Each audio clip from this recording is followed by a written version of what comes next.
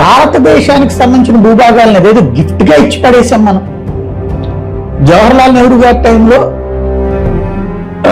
గిల్గిట్ బెల్టిస్తాన్ అంతా కలుస్తానంది, బెలూచిస్తాన్ అంతా కలుస్తానంది, నేపాల్ అంతా కలుస్తానంది, శ్రీలంక అంతా కలుస్తానంటే ఏ అక్కలేదు, మీరందరూ నిదానం మీరు జాడండి అని చెప్పేసి, ఏదైనా మనం వాళ్ళందరినీ పోషించలేమని చెప్పేసి, వాటి ఫలితం అక్కడ పుట్టినటువంటిదే మనకి వాటి దాకా శాపం. సరే, అది స్వాతంత్రం వచ్చిన తొమ్మిదేళ్లలో.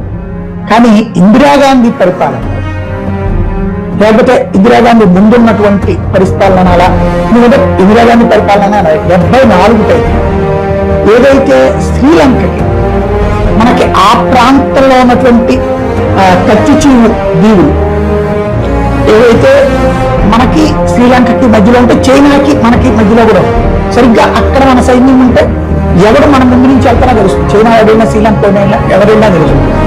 అట్లాంటి దీవులని మెయింటెనెన్స్ చేయలేమని చెప్పేసి రాసిచ్చేశారు శ్రీలంక.